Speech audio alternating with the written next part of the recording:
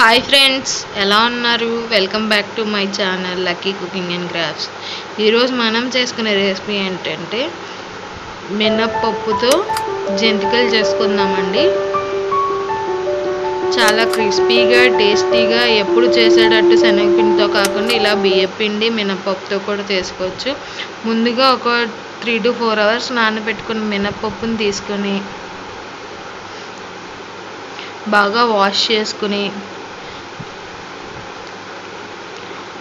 ఒక గ్లాస్ మినపప్పుకి 7 గ్లాసులు వాటర్ పోసి ఉడికించుకోవాలండి మెత్తగా.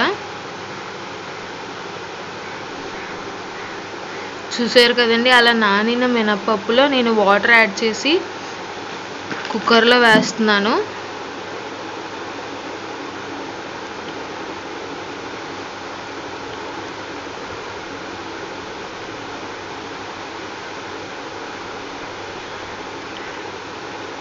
ఇలా కుక్కర్లో వేసుకుని 3 to 4 విజిల్స్ రానిచ్చుకుంటే బాగా మెత్తగా ఉడికిపోతుందండి.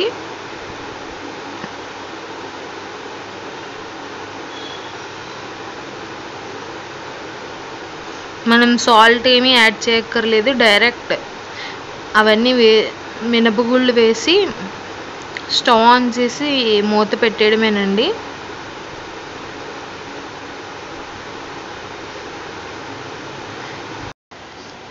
త్రీ విజిల్స్ వచ్చాక స్టవ్ ఆఫ్ చేసుకుని చల్లారి పెట్టుకోవాలండి. విజిల్ పోయాక చూడండి అంత మెత్తగా అయిపోవాలి. తర్వాత దాన్ని ఒక మిక్సీ జార్లోకి వేసుకుని పేస్ట్ చేసుకోవాలి. అదే మిక్సీ జార్లో కొన్ని పచ్చిమిరపకాయలు, కొంచెం అల్లం కూడా యాడ్ చేసి మిక్సీ వేసుకోవాలి.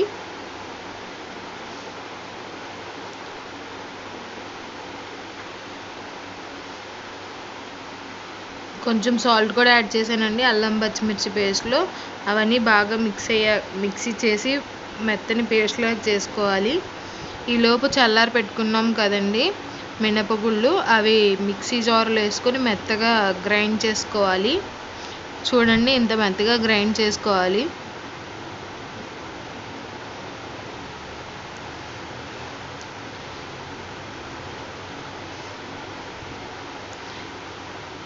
మనం గ్రైండ్ చేసి పేస్ట్ చేసుకుంటున్నాం కదండి, దాంట్లోనే అల్లం పచ్చిమిరపకాయలు పేస్ట్ చేసుకున్నాం కదా, అది యాడ్ చేసుకుని బాగా మిక్స్ చేసుకోవాలి. బాగా మిక్స్ చేసుకున్నాక మనకి ఎంత పిండి అయితే పడుతుందో అంత బియ్యం పిండి యాడ్ చేసుకోవాలి. దీనికి వాటర్ యాడ్ చేయకూడదండి, వాటర్ యాడ్ చేస్తే నూనె లాగేస్తుంది. ఈ కన్సిస్టెన్సీలో పిండి కలుపుకోవాలండి, అసలు వాటర్ అనేది యాడ్ చేయకూడదు. తర్వాత జంతికలు గొట్టంలో పెట్టి ఇలా ఆయిల్లో తిప్పుతూ వేయాలి.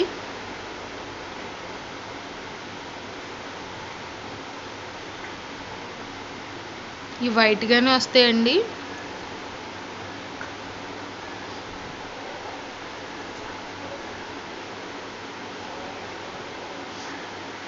ఎంతో టేస్టీగా క్రిస్పీగా ఈవినింగ్ స్నాక్ కింద కూడా చేసుకోవచ్చు. పిల్లలకి స్నాక్ బాక్స్లో కూడా పెట్టుకోవచ్చు.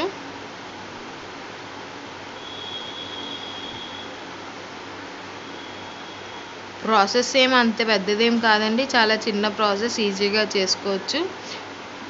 ఇలాంటి మరిన్ని వీడియోస్ కోసం మా ఛానల్ని లైక్ చేయండి, షేర్ చేయండి, సబ్స్క్రైబ్ చేయండి.